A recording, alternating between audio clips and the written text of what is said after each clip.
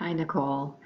So I've pulled up your paper and I'm going to pull up the rubric shortly so that I can give you some feedback this way. I'm hoping it feels a little more personal and um, maybe can clarify some of the feedback a little bit as we get into the nitty gritty end of the process of revising. Um, so I'm just going to try to talk through my thoughts and give you some things to think about. And I'll just dive in here as we take a look at the beginning. So for your final copy, you can get rid of, just chop this right out and come up with a title that's relevant to your topic. Um, I think in terms of your introduction, you do a nice job of putting your topic in context. I like the balance between, talking about things in general and then making it more personal from your perspective. Um, and then I appreciate the fact that you really articulated clearly your point here. A person with prior conviction of a nonviolent crime is not given a fair chance to redeem themselves in society. So this is the thing that I'm holding in my head as the argument you're making throughout this essay. And so when you're thinking about your final revisions, you want to be thinking about that too.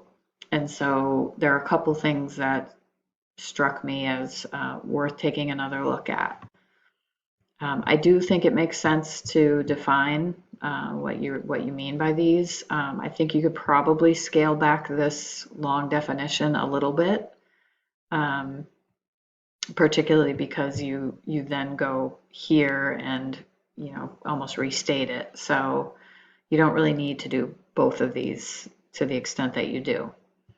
Um, I and I can understand too why you're kind of saying it's not that you're clarifying that you think there needs to be consequences for crimes, and that's important. Um, that said, I think that where I was like having some mind chatter, I guess, is that if your argument is that people don't get a fair chance once they've done their time, then I think you could develop that idea a little bit more right from this first body paragraph. Um, so I guess that's just something I want you to be thinking about. Um, because oftentimes I think we can get caught in sort of this trap of really trying to flesh out every aspect and every term that we're defining, and we sort of lose track of what we're actually arguing. And I think that might have happened a little bit in this case. Um, it may be just my reading of it, so this is just food for thought. Um, you spent a lot of time too in this hypothetical situation, so I was wondering if there was a reason for that or this particular scenario that you have set up. Do you think this is is this a common thing? Like, you want to take any hypothetical situation and try to anchor it in a way that advances your argument. And I think that maybe it's just a matter of a sentence or two connecting this with sort of maybe a real statistic regarding this type of nonviolent crime. Like, how common is this type of situation, this hypothetical that you spent a lot of time, like you devoted almost, uh, 10, 5, 6, 7, 8 sentences to? Um, and then you spend a lot of time talking about the impact of that background check. And so I almost wondered if the, are you suggesting that maybe, um, the background check, there was so much emphasis on it, I wondered if there was an argument there that you were trying to make. So again, this is just food for thought um, when you're doing your fine tuning.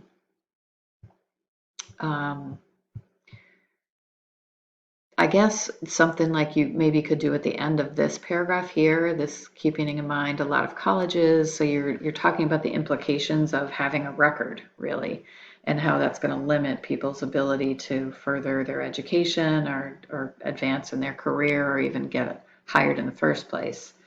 And so is it like that you're trying to say people need to just be more open? Um, or is it more of a systemic thing that, that someone's record shouldn't have such an impact on their future options?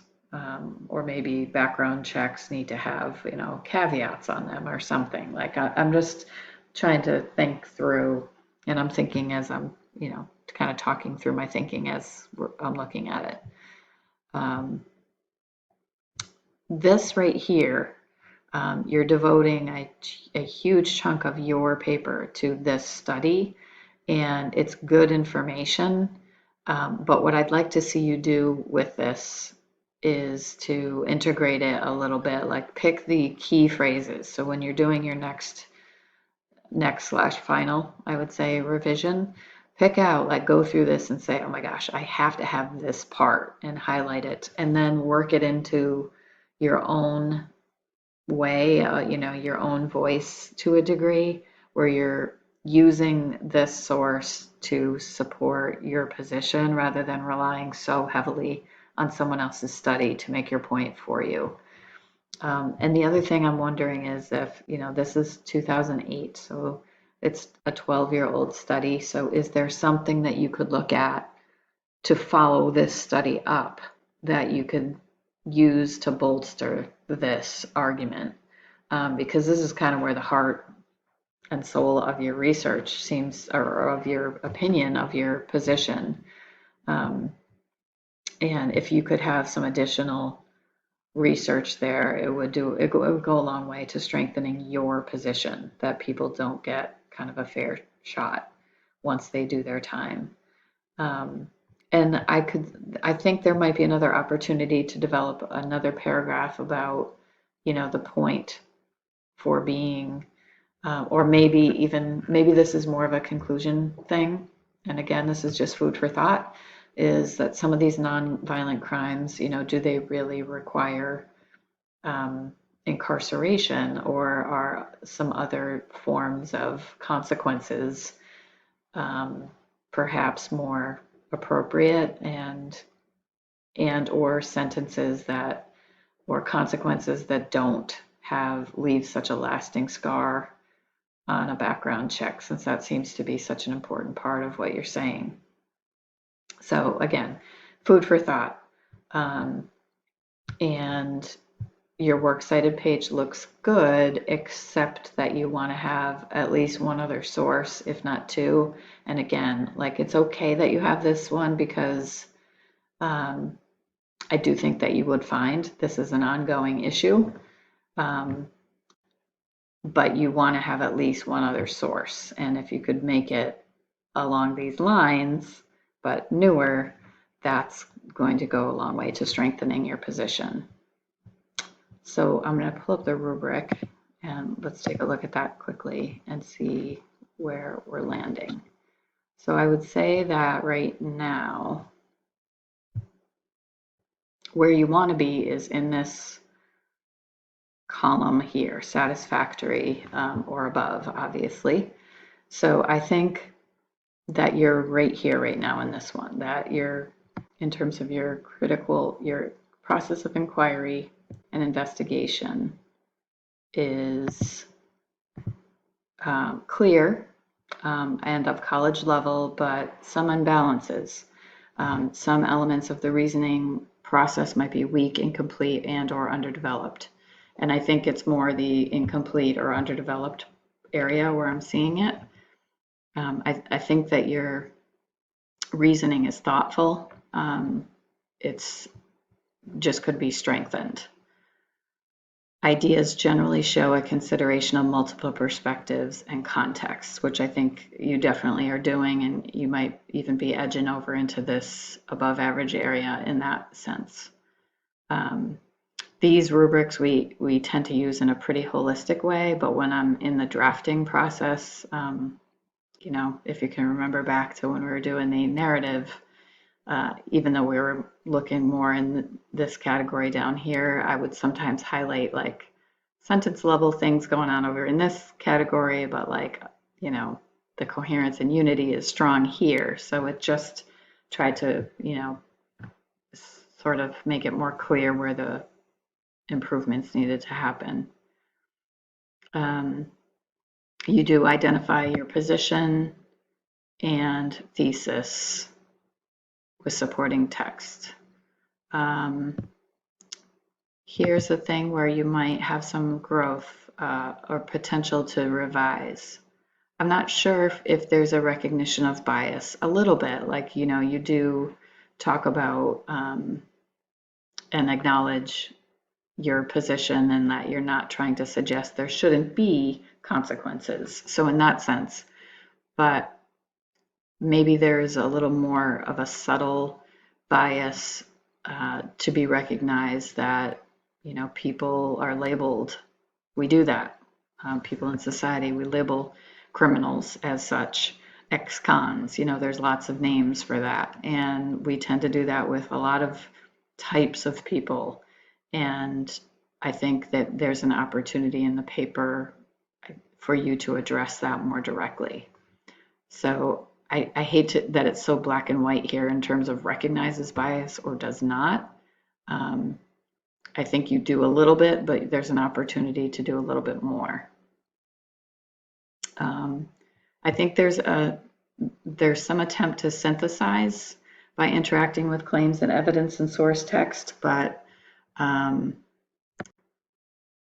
again, since you have kind of really leaned very hard on big chunks, I think it would make more sense to pull out the key parts and try to synthesize those with your own thinking a little more in that final draft. So I hope that makes sense.